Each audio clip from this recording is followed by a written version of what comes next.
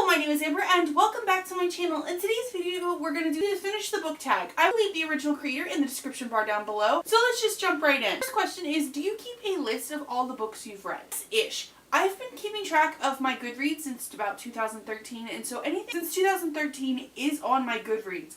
I put my comics, my graphic novels, the little short stories that I read, I put everything on my Goodreads. But books that I've read prior to joining Goodreads are not listed on Goodreads unless I've reread them since then, which I've done quite a bit of. So, the second question is, do you record stats? If so, what kind of stats?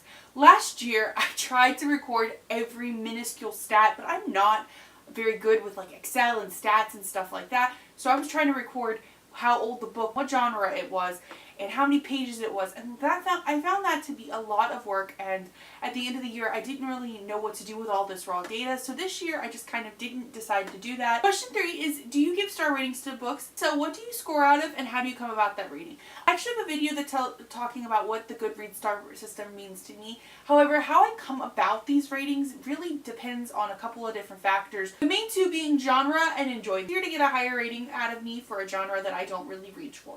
4 is, do you review books? And the answer is yes, kind of ish. I do my monthly wrap-ups. However, I haven't had any like standalone review. When I finish books, I typically try to give a little like 1 to 2 sentence review of it on Goodreads to kind of encompass my ideas of what I thought about it in case I want to revisit that book or am completely forgetting how I felt about it. 5 is, where do you put your finished books? This probably is a question involving my physical shelf. They're intertwined with my TBR on my actual shelves. However, on Goodreads, I have a shelf designated for my finished books. It doesn't include the comics and graphic novels because my Goodreads challenge will count those, and I just want to know what how many books I finished that year. Question 6 is, how do you pick your next book? And this question really boils down to the surroundings of what I'm reading. If I'm reading for a readathon, it's what on my TBR is drawing me to it. If it's in general, it's what am I in the mood for. I'm typically a mood reader, but I can follow a TBR. So it's dependent on how much of a TBR I have and what I feel like mood reading. Question 7 is, do you have any rituals for when you finish a book? No, not really.